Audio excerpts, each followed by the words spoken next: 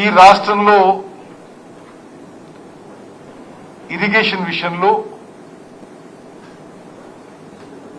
ఒక కొత్త chapter open చేయాలని, మరింత మెరుగ్గా పనిచేయాలి. అమూల్యమైన ప్రజాధనం మనం ఉపయోగిస్తున్నాం. అది రైతులకి ప్రజలకు మేలు జరిగే విధంగా మన పనితీరు ఉండాలని చెప్పి మేము సమీక్ష చేసుకోవడం జరిగింది. దాని విజువల్స్ కానీ ఫోటోగ్రాఫ్స్ కానీ మీకు విడుదల చేయడం జరుగుతుంది. మేము ఇప్పుడు ప్రస్తుతానికి ఇమ్మీడియట్ గా ఇప్పటి నుంచి 1 year లోపల మరి 6.5 లక్షల ఎకరాల కొత్త ఆయకట్టు ఇప్పుడు నీరు పారని పొలాలకి నీరందించే ప్రక్రియ ఒక ఎక్సర్సైజ్ మొదలు పెట్టాము. ఇప్పటి నుంచి 1 year లో కొత్తగా 6.5 లక్షల ఎకరాలు ఆయకట్టు ఇవ్వబోతున్నాం. మా ప్రభుత్వం హయాంలో ముఖ్యమంత్రి రేవంత్ రెడ్డి గారు, ఉప ముఖ్యమంత్రి బట్టి విక్రమార్క గారు అందరూ కేబినెట్ మంత్రులను కలిసి ప్రతి సంవత్సరం 6 నుంచి 6.5 లక్షలు కొత్త ఆయకట్టు సృష్టించాలనే విధంగా మా plan of action way forward ఉంటుందని చెప్పి మేము నిర్ణయించుకుని ఆ విధంగా ఈరోజు నేను టార్గెట్స్, మంత్ వైజ్ యాక్టివిటీ ఈరోజు ఈ రాష్ట్ర వ్యాప్తంగా ఇంజనీర్లతో వీడియో కాన్ఫరెన్స్ ఏర్పాటు చేసుకోవడం జరిగింది. ఇదే విధంగా ప్రతి 15 రోజులకోసారి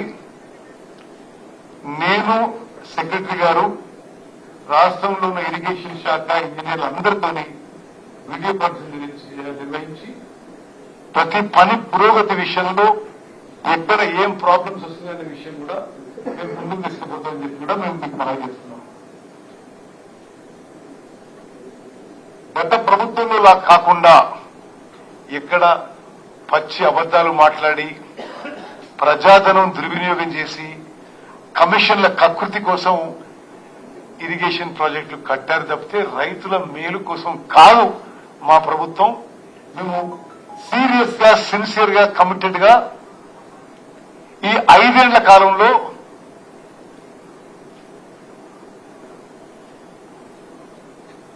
సుమారు 30 లక్షల ఎకరాల కొత్త ఆయకట్టు ఇవ్వడానికి మా ప్రయత్నం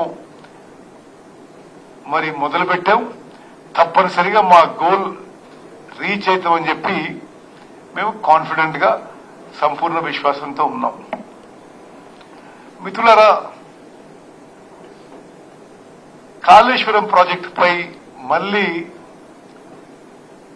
కల్వకుంట్ల తారక రామారావు నిన్న కొన్ని బాధ్యతారహితమైన మాటలు, దిక్కుమాలిన మాటలు మాట్లాడారు.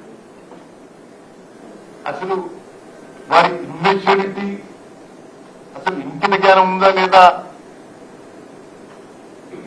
అనుమానం వస్తుంది. తీవ్రంగా ఖండిస్తున్నాను.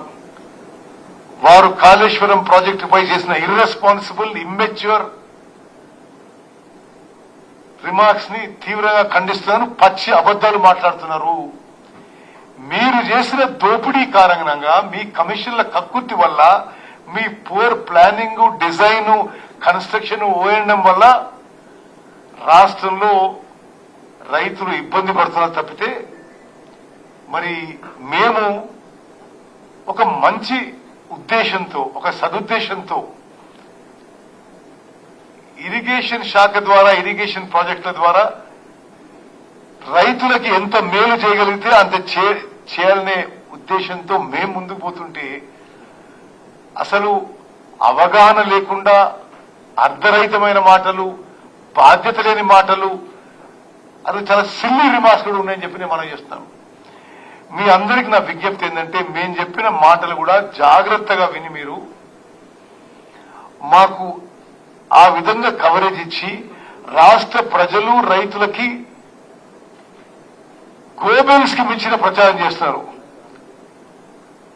కేటీ రామారావు ఆయన పేరు మార్చుకుని జోసెఫ్ గోబెల్స్ రామారావు అని పెట్టుకుంటే బెటర్ ఉండేదేమో.